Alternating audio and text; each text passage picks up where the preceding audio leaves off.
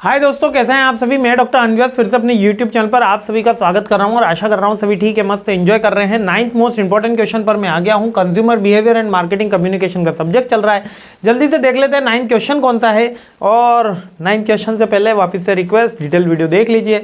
देखिए, अभी तक तो बिहेवियरल थ्योरी का एक क्वेश्चन आया था, एक कॉग्निटिव है ना, कॉग्निटिव लर्निंग थ्योरी। इसमें कभी कभी मैंने जी भी साइलेंट देखा, कभी एन भी साइलेंट सुना है, तो कॉग्निटिव ही बोल दो अपने। तो कॉग्निटिव लर्निंग थ्योरीज, बेसिकली ये कॉग्निटिव लर्निंग थ्योरीज क्या होती है। जैसे बिहेवियरल थ्योरीज होती है जो बिहेवियर के बारे में करती है, कॉग्निटिव लर्निंग थ्योरीज ये बात करती है कि हम चीज़ों को समझते कैसे हैं, how we analysis the point और प्रोडक्ट। हम चीज़ों को, हम थिंग्स को कैसे समझते हैं और हमारा फ्रेमवर्क कैसे चलता है। यदि मैं एक चेस बोर्ड रखूंगा तो आप बोलोगे कि गेम है ना, लेकिन जो चेस खेलने वाला प्लेयर होगा, आप कह सकते हो कि कोई ड्राइंग भी हो सकता है, लेकिन चेस खेलने वाला चीज़ें सारी की सारी वहाँ पे व्यवस्थित रखेगा। उसको पता है बिशप कौन सा है, किंग कौन सा है, क्वीन कौन सा है, प्यादे कौन से है ना, तो सारी चीज़ें उसमें आती है। तो यानी कि अपन चीज़ों को कैसे समझते हैं, focus how people process information and think and understand the concept. हर व्यक्ति के सीखने की प्रोसेस अलग अलग होती है ना। आप एज ग्रुप के अकॉर्डिंग, इसमें कास्ट का कोई लेना देना नहीं होता है ना, कि भैया ये फलानी कास्ट का है तो जल्दी सीख लेगा, ये बुरा अलग कास्ट का है तो कम सीखेगा, ऐसा कुछ भी नहीं। एज ग्रुप बचपन में ज़्यादा जल्दी सीखा जाता है। जैसे जैसे हम बड़े होते हैं हमारे अंदर ये लर्निंग की एबिलिटी कम होती है, क्योंकि हम रिगिड हो जाते हैं, समझने को ही तैयार नहीं होते कि हमको समझना है। कि कोई समझा रहा होता है तो नहीं हमने जो पढ़ रखा है वही सही है। तो ये कॉग्निटिव थ्योरीज यही बोलती है कि, और बचपन में क्या होता है, एकदम फ्रेश होता है, तो वो अंडरस्टैंडिंग करता है कंसेप्ट को कि कैसे आप चीज़ें प्रोसेस कर रहे हैं। इसके अंदर पहली थ्योरी आती है information processing theory. Information processing theory कह रही होती है कि इंसान का जो ह्यूमन ब्रेन है वो कैसे इंफॉर्मेशन कलेक्ट कर रहा है, एनालिसिस कर रहा है और उसको प्रोसेस कर रहा है ना, और उस इंफॉर्मेशन को कैसे स्टोर कर रहा है, उसके बारे में ये इंफॉर्मेशन प्रोसेसिंग थ्योरी बताती है। इससे हमको हेल्प मिलती है कि हम हमारे ब्रांड को कैसे प्रोजेक्ट कर सकते हैं, उसको कैसे अवेयरनेस बता सकते हैं। क्योंकि जो चीज़ देख के हमने उसको किसी से को रिलेट कर रखा है, जैसे कि मैंने आपको बोला कि डेयरी मिल्क चॉकलेट देख के आपको क्या लविंग बिंग की याद आ गई, तो आपने इंफॉर्मेशन प्रोसेस उसका अकॉर्डिंग कर दी। तो अगर अगली कोई चॉकलेट का ब्रांड आएगा तो उसको भी इसी तरीके से प्रोजेक्शन करना होगा, वो उसकी टेस्ट डिलाइट नहीं बोल देगा। तो इंफॉर्मेशन प्रोसेसिंग थ्योरी बता रही है कि हम अपने कंप्यूटर की तरह कैसे अपने ब्रेन को डेवलप कर रहे हैं, प्रोसेस कर रहे हैं इंफॉर्मेशन गैदर करने के बाद, ठीक है। और एक नेक्स्ट है स्कीमा थ्योरी, ये कॉग्निटिव थ्योरीज में ही चल रही है ना। एक तो इंफॉर्मेशन प्रोसेसिंग थ्योरी आ गई, एक स्कीमा थ्योरी। स्कीमा थ्योरी क्या कह रही है कि अपन कैसे मेंटल फ्रेमवर्क बना रहे हैं और कैसे नई इंफॉर्मेशन को इंटरप्रिटेट कर रहे हैं। कोई नई इंफॉर्मेशन, जैसे एआई आया तो आपके दिमाग में क्या आ रहा है, बहुत एडवांस होगा, बहुत फास्ट होगा, यूनिक होगा, चलो ट्राई करते हैं। तो स्कीमा थ्योरी ये कह रही है कि कोई भी नई थिंग आती है तो आप उसको कैसे एडॉप्ट करते हो, वो स्कीमा थ्योरी हमको समझाने की कोशिश करती है।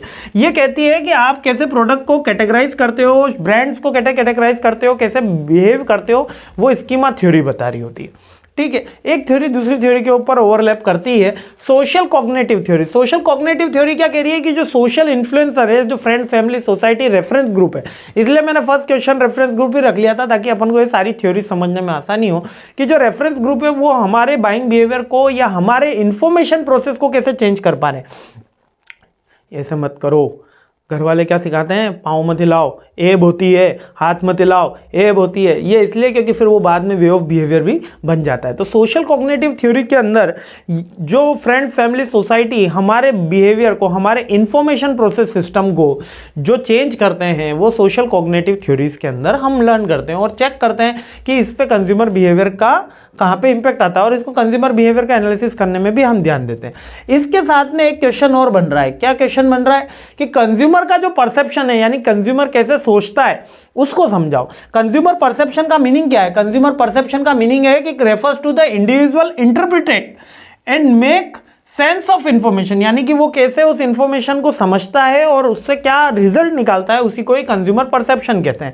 अब कंज्यूमर हो रहा है तो यहाँ पे प्रोडक्ट की इंफॉर्मेशन के बारे में बात होती है और कौन कौन से फैक्टर्स होते हैं जो कंज्यूमर के परसेप्शन को इफेक्ट कर रहे हैं। याद रखना, ये बाइंग परसेप्शन भी आप लिख सकते हो। तो कौन से, या तो उसका पास्ट एक्सपीरियंस हो, फ्रेंड, फैमिली, सोसाइटी हो, कल्चरल हो, सेंसरी इनपुट्स हो। सेंसरी इनपुट्स का मतलब देखिए कि आप देखना कभी मेले के अंदर जाओगे आप तो एक अच्छी सी स्मेल आती हुई दिखेगी तो आपको भूख लगना शुरू हो जाएगी, है ना। कोई चीज़ अट्रैक्टिव दिखेगी तो आपको लगेगा यार ये शर्ट तो खरीद ही लेते हैं। क्यों डमी क्यों लगाते हैं? क्योंकि आपकी आंखों को वो अच्छा लगता है, सूटेबल। और वैसे डमी पे कुछ भी पहना दो क्योंकि बॉडी फिट है ना। जिस इंसान की अगर बॉडी फिट है वो कुछ भी पहन लेगा, उसको फिट ही लगेगा, उसके ऊपर हैंडसम ही लगेगा वो, है ना। लेकिन जिसकी बॉडी एब्स्ट्रैक्ट में आ गई है, अब यहाँ पर बोलेंगे सर बॉडी शेमिंग की बात कर रहे हो, तो ये बात तो फैक्ट ही है कि जो फिट होगा वो कैसे भी कपड़े पहने वो फिट ही नजर आएगा, है ना, वो अच्छा ही दिखेगा। तो इसलिए डमी को एकदम फिट रखते हैं। तो ये सेंसरी इनपुट्स हमको बताते हैं आंखों के थ्रू। हमारे इधर जब हम मेले के अंदर गए वहाँ पर स्मेल आई तो हमको भूख लगने आ गई। तो सेंसरी इनपुट हमको इन्फ्लुएंस करते हैं, परसेप्शन चेंज करते हैं कि हाँ चेंज है, भूख लग रही है। पास्ट एक्सपीरियंस, कोई चीज़ हमने पास्ट में एक्सपीरियंस करी हो तो वो हमको पता लगती है कि हमारा इनपुट क्या हो रहा है, परसेप्शन क्या हो रहा है।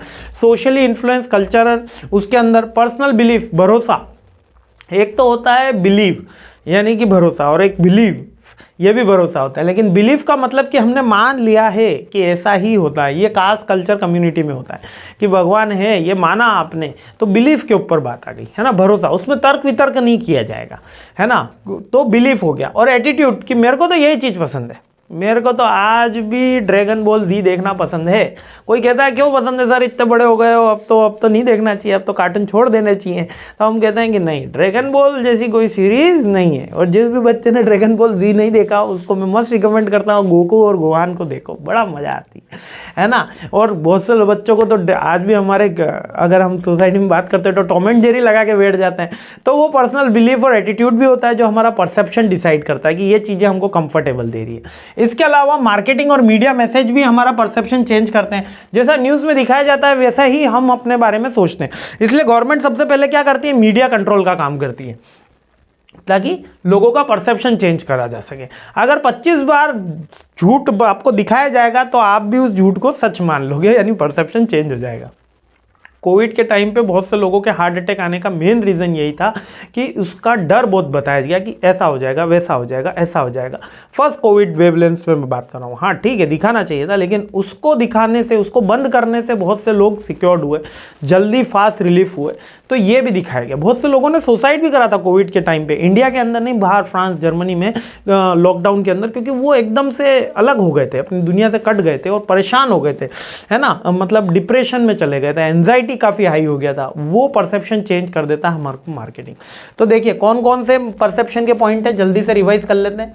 सबसे पहला, एक तो हमारे सोशल इन्फ्लुएंस करेगा, हमारा पास्ट एक्सपीरियंस करेगा, हमारा सेल्फ बिलीफ करेगा, और सेल्फ बिलीव भी करेगा, कल्चर भी करेगा, मार्केटिंग भी करेगा, और एटीट्यूड भी करेगा। ठीक है, बहुत सिंपल से पॉइंट है। तो मैंने कौन कौन से पॉइंट बताया, देखो एक तो अपन ने कंज्यूमर परसेप्शन देख लिया, एक कॉग्निटिव थ्योरीज भी मैंने आपको बता दी है। तो अच्छे से दोनों टॉपिक देख लेना, इंपॉर्टेंट है कल के लिए। इंटरनल में भी काफ़ी बोलबाला रहा। आगे बढ़ते हैं, सीरीज आगे बढ़ते हैं। जय हिंद।